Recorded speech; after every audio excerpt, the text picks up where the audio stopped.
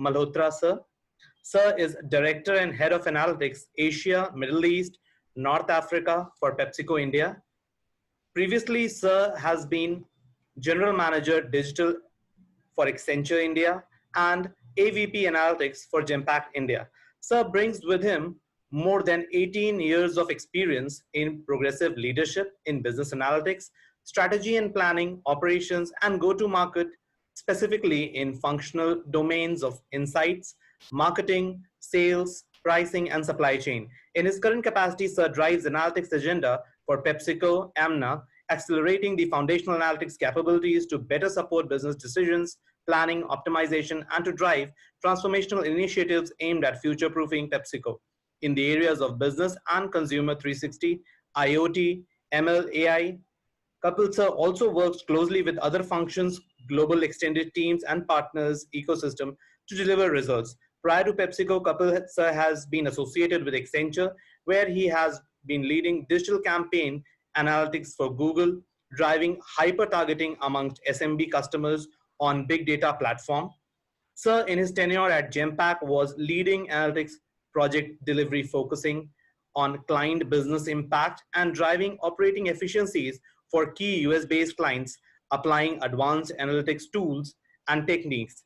Kapil sir has also done other diverse roles in Genpact, which include new practice strategy and production innovation, as well as global marketing and sales support. In early part of his career, Sir worked with MarketRx, where he was leading analytics product marketing, and before that with Blue Star Infotech and Daewoo Motors. Kapil Sir considers himself a business leader and analytics practitioner who uses his overall expertise and rich experience in multiple environments to positively impact business outcomes. Kapil Sir is a postgraduate from NITI Mumbai and industrial engineer from DCE Delhi. Kapil Sir is also a project and process management expert and is Lean Six Sigma certified.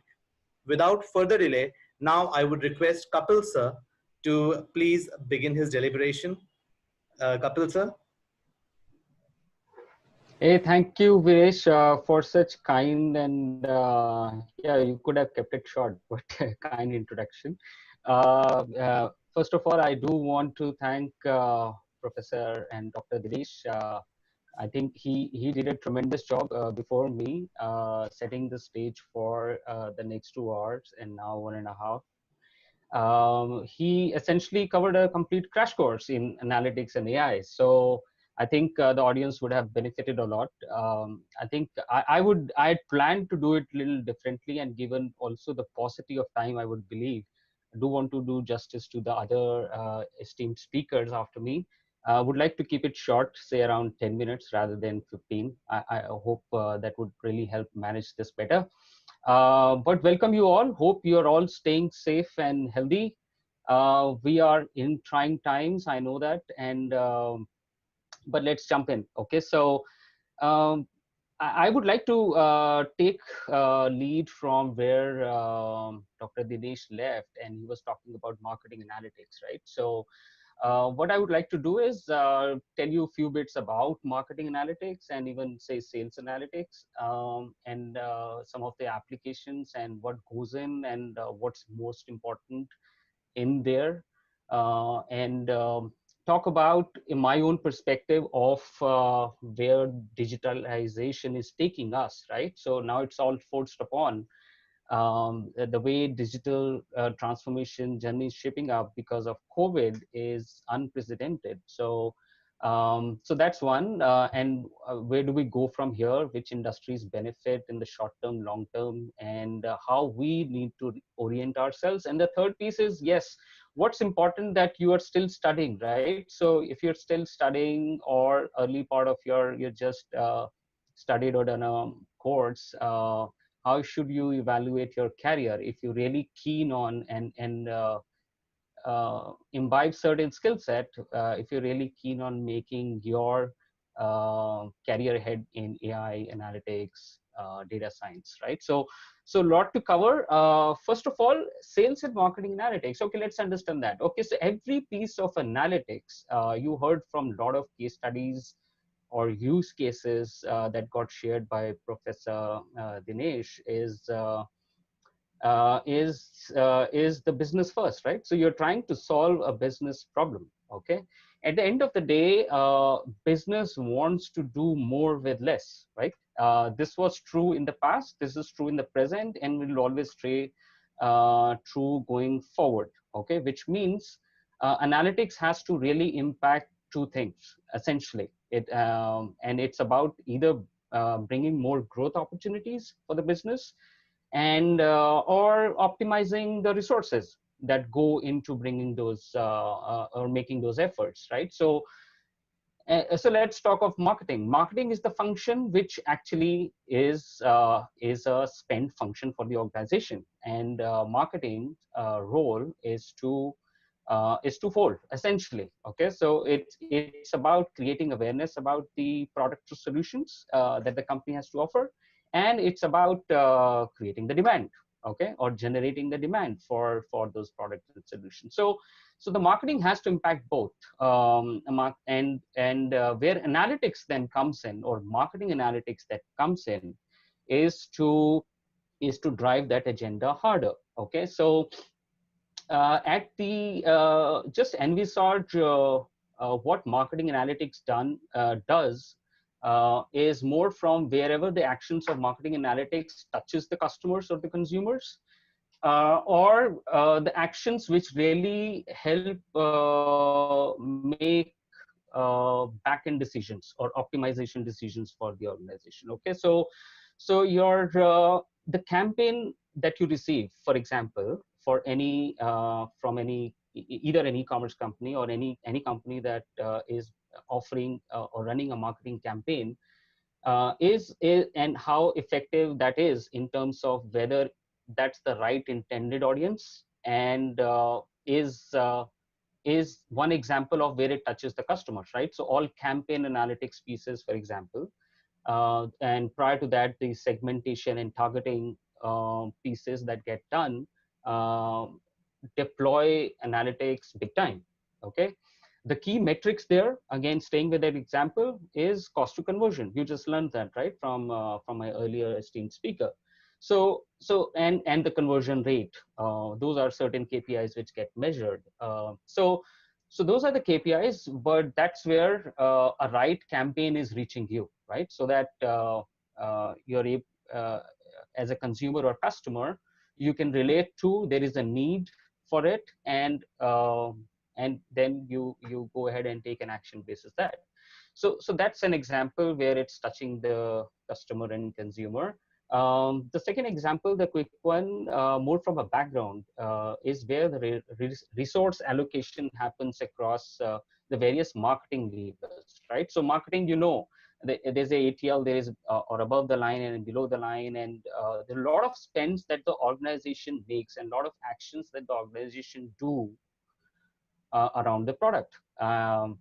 Essentially all around the 4 Ps of marketing that we have studied, right? So which is about the product, pricing, promotion, and the place, right? So essentially I'm talking about all the drivers of pricing, all the drivers of the product itself, all the trade spends that go into the market, the fixed and variable components, all the marketing spends that go into the market, go to the market development, which is, it could be sponsorships, it could be advertising, it could be campaigns on the web, etc., etc. It could be celebrity endorsements and then fees for the same, or sponsorships with specific programs or sporting events, etc. Right? So those are all the marketing spends. And then the other factors which you would believe are some of the macro factors playing the GDP, inflation.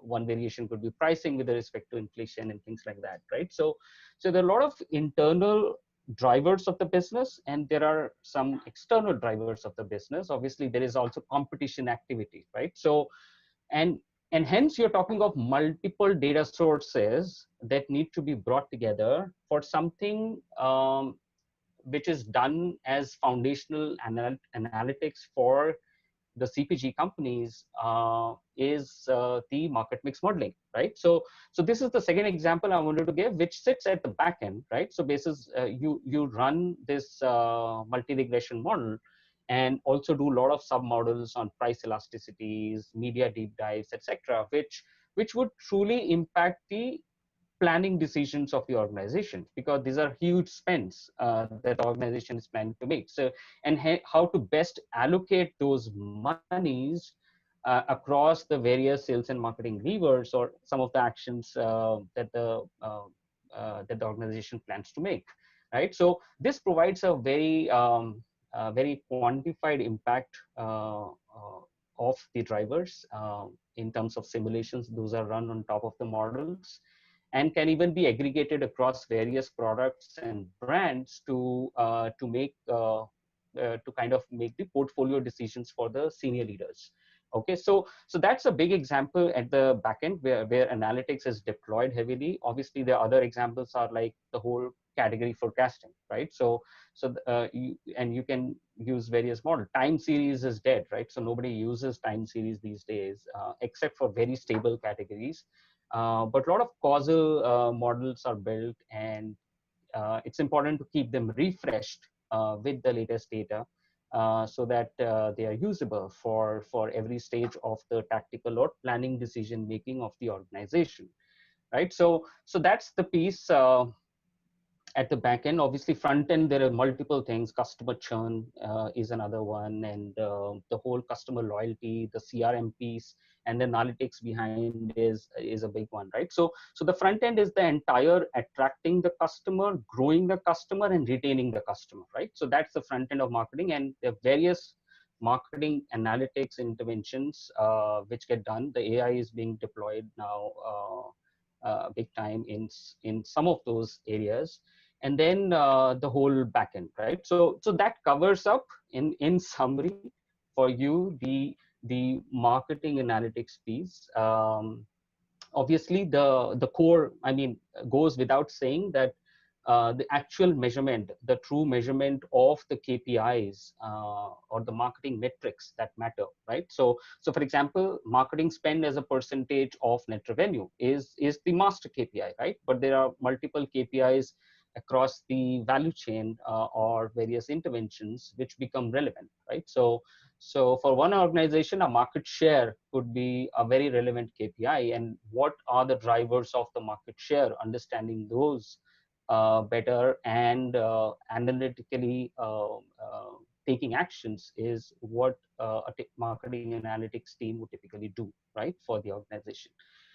And it's been a journey. So just to take a step back, so that covers in summary the marketing analytics. Obviously, it has in its adjacency the business analytics piece as well as the sales analytics. So together, I mean, more and more the industry is now calling it commercial analytics, right? So that's one piece. Obviously, the progress of the analytics in its application has to do a lot, again, something which my earlier speaker said, has to do with with a lot of data availability, right? So and more data is being made available because of digitization, right? So but traditionally, as you would know, banking, finance, insurance, telecom, they have been the early adopters because they had a lot of data, right? Internal data, and they had to really optimize and make use of that data for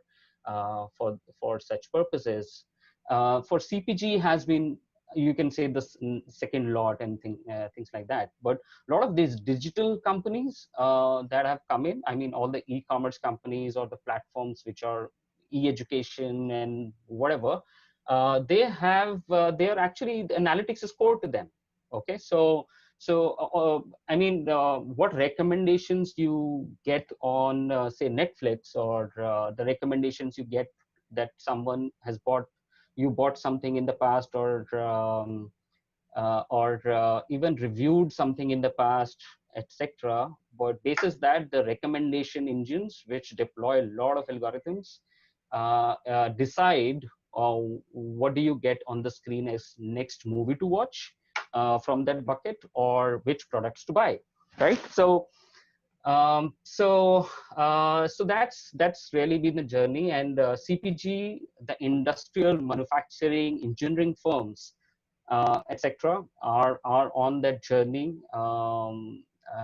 to bring in more digital transformation in their organizations, right? So I think overall, going back, overall scheme of things and the way we are moving as a world, as business, is towards digitization, because there is no second to that. I mean, it's all forced upon us now, and but it will still be a slow burn, right? So I know certain organizations are jumping into what to do now, and etc., etc., but unless you have the core data assets in place, okay, and you're able to bring in all the right sources of data that are needed to make a decision, okay, and I'm talking about this last year of companies that have to move up. Analytics won't be able to help much, right? Because analytics thrives on data, right? So that's about it. I would now, while I take questions and some of the quick questions towards the end, sorry, I was still running, but the last thing is, there is no second to understanding the business context, right? So in any application of data, or whichever problem you're solving, it's important that you understand that business piece at least well, right? So that business context and a better business understanding would only come in very helpful. Second is understanding the source of the data, okay? So you might be, for example, using certain survey data, CRM data, or even transactional data, right? So where just understanding where is that data coming from and how it is captured, that makes a lot of difference, and when it was captured, right? So that can provide a lot of insights, right? So the way I challenge my teams, and one session that I certainly do in all analytics projects, is I call it show me the data. Okay, so when I say show me the data, I'm very clear on all the descriptive statistics, the base hygiene of what that data is all about, right? And many other things that I get to look at before even we get into starting the modeling process, so as to say, right? So, and then the business piece is also tied to the business language, right? So basis analytics, how can you, and this will not on the first day of your career that will be needed, but I think going forward, as you mature as an analytics professional, that would be needed a lot more, that you are able to connect every solution that you're trying to solve with a good understanding of the business. And thereafter, the last piece is only connected to the industry 4.0. You saw a heavy usage of technology now coming in, right? So IoT, etc. I mean, you name it. More analytics is being tech driven now, okay, versus making a model, refreshing it every year, or some of the statistics that used to be deployed, etc. So I think my guidance is evaluate your own strengths. I mean, what's needed to make a successful career in AI. Stay connected, learn as much, because this is the right stage to learn. This is all to budding students and everyone else. Stay connected on how which industries are going where, what are the current applications to future applications. And I would love to get back to some part in my career, go back to academy and to learn again, right? Because I've started finding myself a little obsolete in certain areas, right? So because in business, you're only doing certain things and you're bound to do, and that keeps you occupied all the time. So that's about it. I mean, I'm happy to, I don't know whether I've taken more time, but Viresh, if I'm happy to answer questions now. So Thank you so much, sir.